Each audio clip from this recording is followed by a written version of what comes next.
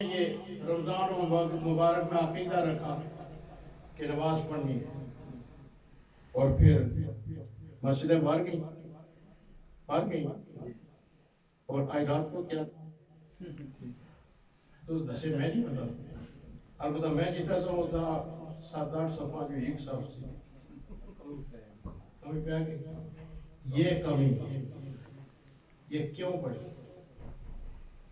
اس لیے تو مسلمان کے اندر استقامت نہیں رہی۔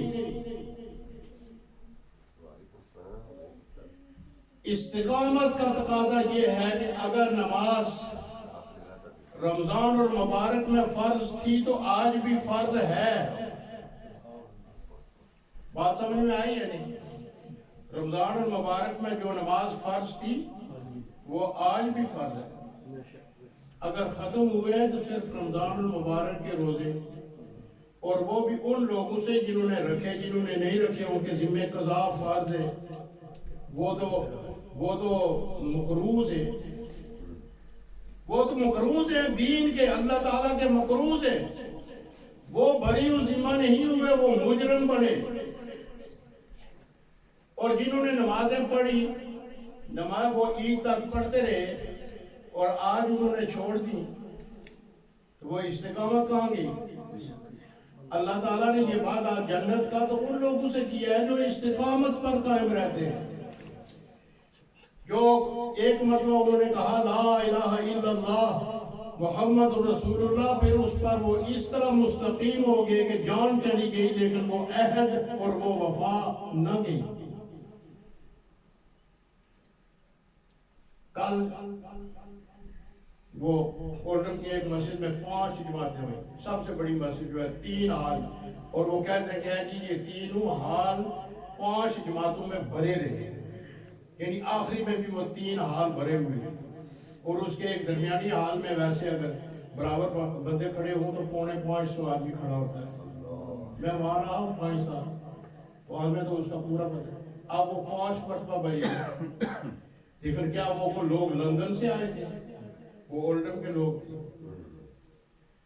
اور اب آپ یہ فیصلہ کریں کہ یہ اس کا حکم کیا ہے؟ عید کا حکم کیا ہے؟ واجب ہے۔ عید کا حکم کیا ہے؟ واجب ہے، اور نماز فرض ہے۔ اگر نماز عید قضا ہو گئی تو اس کی قضا نہیں، اگر وقت پہ نہیں پڑھی گئی بس ختم، بندہ گنہگار ہو گیا، لیکن قضا اس کی تھی۔ قضا اس لیے نہیں ہے کہ وہ فرض نہیں۔ اب ظہر کی نماز اگر کسی کی رہ جائے ساری عمر قضا اس کے ذمہ فرض باقی رہتی ہے، اتنا بڑا فرق۔ اور دوسرا فرق میں آپ کو بتاؤں، یہ ترتیب ہمیں شریعت کی معلوم نہیں ہوتی کہ واجب اور فرض میں فرق یہ ہے کہ اگر بندہ واجب کا انکار کرے تو گناہگار ہوتا ہے، کبیرہ گناہ کا مرتکب ہوتا ہے، لیکن کافر نہیں ہوتا۔ یہ واجب اور فرض میں یہ فرق ہے، اور فرض کا اگر انکار کیا جائے اسی وقت بندہ کافر ہو جاتا ہے۔ فرض کا انکار جو بھی فرض ہو، بس کوئی شخص یہ کہے کہ عورت کے پردہ کرنا اس زمانے میں ضروری نہیں، وہ کافر ہے۔ یہ میں نہیں کہتا، قرآن کہتا ہے، یہ میں نہیں کہتا، یہ رسول اللہ صلی اللہ علیہ وسلم کی احادیث کہتی ہے، یہ میں نہیں کہتا، یہ 14 صدیوں کے علماء کے فتوے کہتے ہیں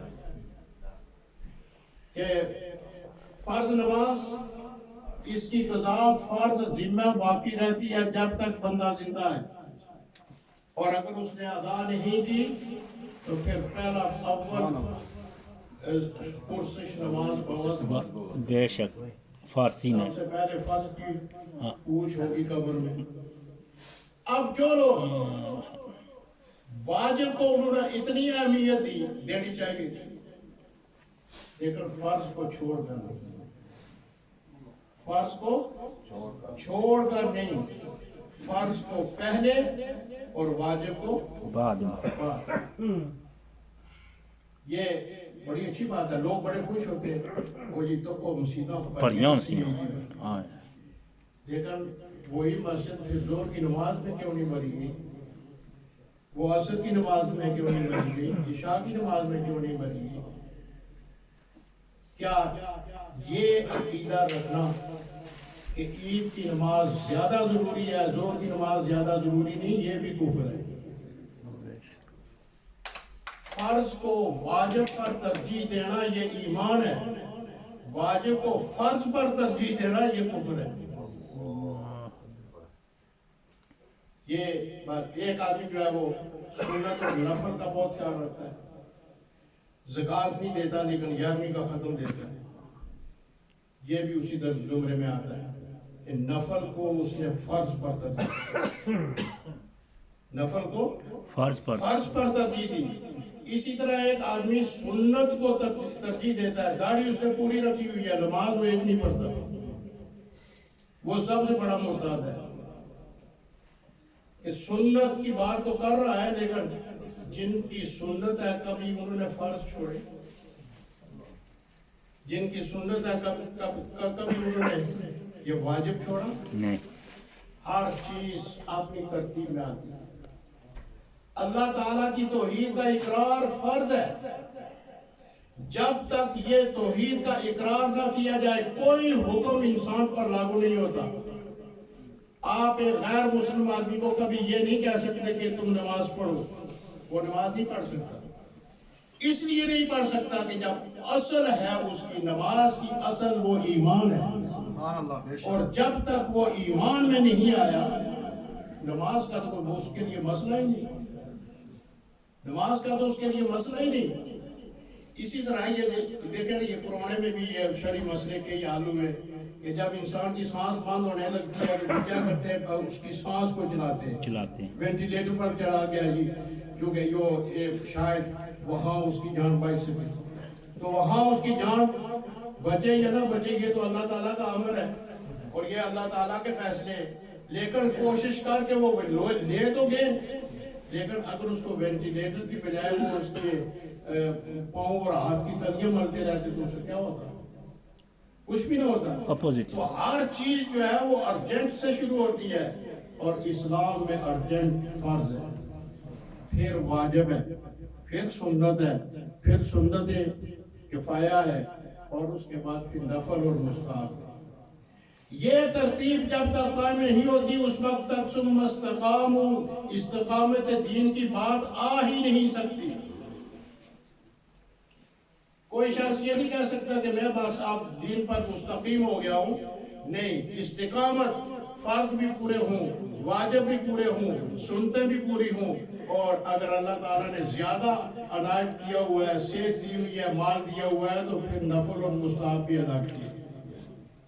لیکن نفل اور مستحب چھوڑنے سے بندے کے ثواب میں کمی ہوتی ہے، ایمان میں کمی نہیں ہوتی، اور فرض اور واجب کو چھوڑنے سے ایمان کی تباہی ہوتی ہے۔ اس لیے استقامت فی الدین اس کو ذہن میں رکھیں اور اس ترتیب کو ذہن میں رکھیں۔ اللہ تبارک و تعالی ہمیں پکا اور سچا مسلمان بنائے، وقتی مسلمان نہ بنائے کہ رمضان نہ مسلمان تب 11 مہینے نہ بے ایمان۔ یہ شریعت کا تقاضا نہیں ہے، یہ شریعت کا تقاضا نہیں ہے۔ اللہ تعالی ہمیں سمجھنے کی توفیق عطا فرمائے۔ سنتے ہیں اللہ تعالی۔